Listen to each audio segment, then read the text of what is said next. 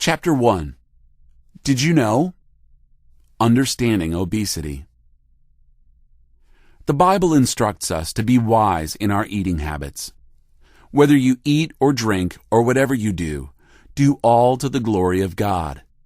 1 Corinthians 10, verse 31. The way you eat, drink, and care for the body that God gave you can bring glory to Him for this wonderful gift. Chances are that if you're struggling with obesity, you may have been waging a war with it all of your life. By now, you realize that you need more than a good dieting program. You need power to enforce it. You need the strength it takes to change a lifetime of poor eating habits and the discipline to stay with it. This Bible Cure pathway to wholeness not only provides the information necessary for a healthier, trimmer body, but it also provides insight into an endless source of power to ensure success. Stop limiting yourself to your own strength. The Bible reveals a better way. I can do all things through Christ who strengthens me. Philippians 4, verse 13. Gaining new power in your battle against obesity must begin with gaining fresh understanding of the causes for obesity. Why we eat too much. Being overweight has many causes. Some are biological. You might be predisposed to obesity through genetics and body metabolism. Some of the causes are psychological. Emotional eating. You also may be emotionally dependent on food for comfort during times of stress, crisis, anxiety, loneliness, and a host of other emotions. If overeating has an emotional component in your life, you probably grew up hearing statements such as the following. Eat something. It will make you feel better. Clean your plate or you can't leave the table. If you're good, you'll get dessert. If you don't eat everything, you will be impolite to the host or hostess. If you stop crying, I'll give you ice cream. Through the Lord's mercies, we are not consumed, because His compassions fail not. They are new every morning. Great is your faithfulness. Lamentations 3, verses 22 through 23. The list of unhealthy childhood motivations can be endless, but whether the causes of your weight problem are genetic or psychological, you are not bound to your past. Today is a new day, filled with fresh hope for an entirely new way of thinking and living. Begin considering what lifestyle factors might be contributing to your situation. A sedentary lifestyle. Another cause of obesity is the increasingly sedentary lifestyle in our society. In an agricultural or industrial culture, hard work gives people plenty of exercise during the day. In our corporate, technological culture, we sit more at desks and in meetings. What about you? The problem doesn't just plague adults. Too many children no longer play sports and participate in outdoor activities. Instead, they get entranced by video games, smartphones, text messages, social networking, online media, TV, and movies. Combined with their favorite fast food, reducing exercise to a flick of the finger on a remote control spells ever-increasing weight gain. Excessive stress. The excessive stress that most adults and many children labor under also contributes to our expanding waistlines. Stress increases cortisol levels.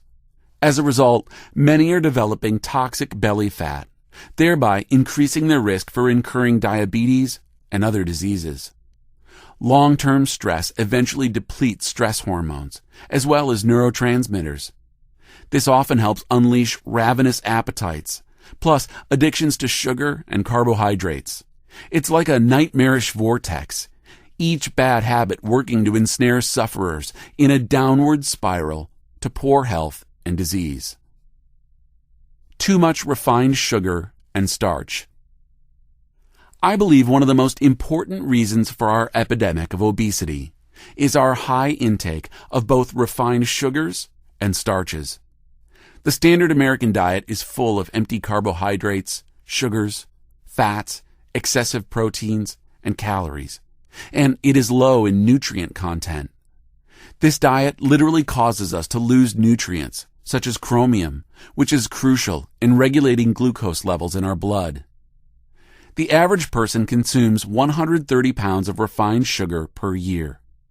These sugars are sometimes hidden in foods we think are good for us. Take a look at how most of our bread is made. First, the outer shell of the grain of wheat is removed. This is the bran, or the fiber portion of the grain. The germ of the wheat is then removed. The germ contains the essential fats and vitamin E. These are removed to affect the shelf life of the bread. What is left over is the endosperm, which is the starch of the grain. This is then ground into a very fine powder. The powder of the grain, however, is not white, so it is then bleached with a bleaching agent. With both the bran and the wheat germ no longer present, and after the bleaching process, very few vitamins remain. Therefore, man-made vitamins are then added back, along with sugar, salt, partially hydrogenated fats, and preservatives. White bread is very constipating because it contains no fiber. Also, since it is highly processed when it is consumed, it is rapidly broken down into sugars, and this then causes high amounts of insulin to be secreted, putting a strain on the pancreas and programming our body to store fat. I believe that increased consumption of white bread, sugar, processed cereals, and pasta is largely responsible for our epidemic of diabetes, high cholesterol, heart disease, and obesity. In centuries past, these refined breads and sugars were given mainly to extremely rich and royal families. This is why many of the wealthy in those days were obese and suffered from diabetes and gout. A word about wheat. The problem with breads, pastas, cereals, and other starches may not be limited to the refining process they undergo. The wheat itself may be the real culprit. Renowned cardiologist William Davis, MD, believes foods made with or containing wheat are the number one reason Americans are fat and suffering from diabetes. Modern wheat strains have been hybridized, crossbred, and genetically altered by agricultural scientists in order to increase crop production. As a result, modern strains of wheat have a higher quantity of genes for gluten proteins that are associated with celiac disease. Modern wheat also contains a starch called amylopectin A, which raises blood sugar levels more than virtually any other carbohydrate. In addition, wheat is an appetite stimulant, making you want more and more food. It's also considered addictive. Approximately 30% of all people who stop eating wheat products experience withdrawal symptoms such as extreme fatigue, mental fog, irritability, inability to function at work, and depression. The addictive nature of wheat, coupled with the fact that it triggers exaggerated blood sugar and insulin responses, sets your body up to pack on the pounds. Sugar and your body. A lot of people think eating fat makes you fat. It's actually the way your body stores fat that makes you gain weight. Overconsumption of carbohydrates and sugars stimulates your body's production of insulin, which is the body's fat storage hormone. Insulin lowers blood sugar levels when they're too high. However, elevated insulin levels also cause the body to store fat. For example, when you eat foods that are high in carbohydrates, such as breads, pasta, potatoes, corn, and rice, the carbohydrate is broken down to glucose, which is absorbed into the bloodstream. If insulin levels are elevated, the carbohydrate is more likely to be converted to fat by the liver and then stored away in fat cells. Easier on than off. If you consume a lot of starch and sugar on a frequent basis, your insulin levels will remain high. If insulin levels remain high, your fat is, figuratively speaking, locked into your fat cells. This makes it very easy to gain weight and extremely difficult to lose weight. Elevated insulin levels usually prevent the body from burning stored fat for energy. Most obese patients cannot break out of this vicious cycle because they're constantly craving starchy, sugary foods throughout the day, which keeps the insulin levels elevated and prevents the body from burning these stored fats. Hear me, O Lord, for your loving kindness is good. Turn to me according to the multitude of your tender mercies, and do not hide your face from your servant, for I am in trouble. Hear me speedily. Psalm 69, verses 16 through 17. The average person can store about 300 to 400 grams of carbohydrates in the muscles and about 90 grams in the liver. The stored carbohydrates are actually a stored form of glucose called glycogen. However, once the body's storehouses are filled in the liver and muscles, any excess carbohydrates are then usually converted into fat and stored in fatty tissues. When one skips meals or goes over 4 to 5 hours without eating, the blood sugar usually decreases, unleashing a ravenous appetite. Exercise may not help you if you don't eat right. If you eat refined carbohydrates throughout the day, much of the excess carbohydrates will be converted to fat. The high insulin levels also make it more difficult for the body not to release a significant amount of its stored fat. Therefore, you can work out for hours at a gym and still not lose fat because you're eating high amounts of carbohydrates and sugar throughout the day. Your body usually will store excess carbohydrates as fat and make it difficult to release any fat that is already stored. To make matters even worse, when you consume sugar or starches frequently, especially cake, candy, cookies, fruit juices, ice cream, or processed white flour, you may develop low blood sugar within a few hours after eating and unleash a ravenous appetite for more sugar and starch. This raises your blood sugar and your insulin levels, programming you for even more fat storage and preventing you from burning stored fat when you exercise. How frustrating this can be for the uninformed patient. Symptoms of low blood sugar include spaciness, shakiness, irritability, extreme fatigue, headache, sweatiness, racing heart, extreme hunger, or an extreme craving for sweets or starches.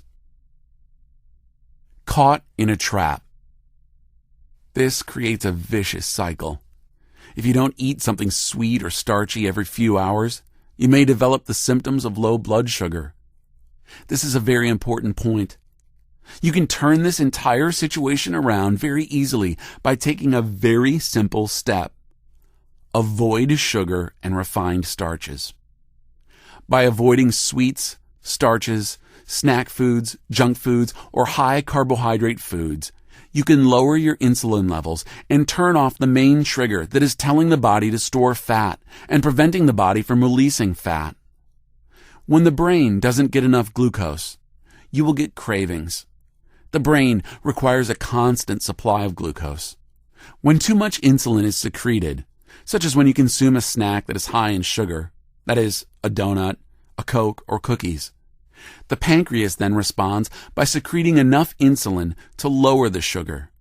Often, too much insulin is secreted, which lowers the sugar too much, thus causing low blood sugar. Since the brain is not getting the glucose it requires, the low blood sugar creates sugar and carbohydrate cravings, extreme hunger, mood swings, fatigue, and problems concentrating. The brain releases different hormones to increase one's appetite. These signals cause the individual to reach for a sugar or starch fix in order to raise the blood sugar the fastest, which will then be able to supply the brain with adequate glucose. The power of glucagon. Glucagon is a hormone that works totally opposite than insulin works. Insulin is a fat-storing hormone, whereas glucagon is a fat-releasing hormone. In other words, glucagon will actually enable the body to release stored body fat from the fatty tissues and will permit your muscle tissues to burn your fat as the preferred fuel source instead of blood sugar. How do you release this powerful substance into your body? It's easy. The release of glucagon is stimulated by eating a correct amount of protein in a meal, along with the proper balance of fats and carbohydrates. We will look at this in greater detail later on. My flesh and my heart fail, but God is the strength of my heart and my portion forever. Psalm 73, verse 26. When the insulin levels are high in the body, the level of glucagon is low. When glucagon is high, then insulin is low. When you eat a lot of sugar and starch, you raise your insulin levels and lower your glucagon, thus preventing fat from being released to be used as fuel. By simply stabilizing your blood sugar and lowering your insulin levels, you can keep your glucagon levels elevated, which enables your body to burn off the extra fat. Thus, you'll begin to realize a more energetic, slimmer you.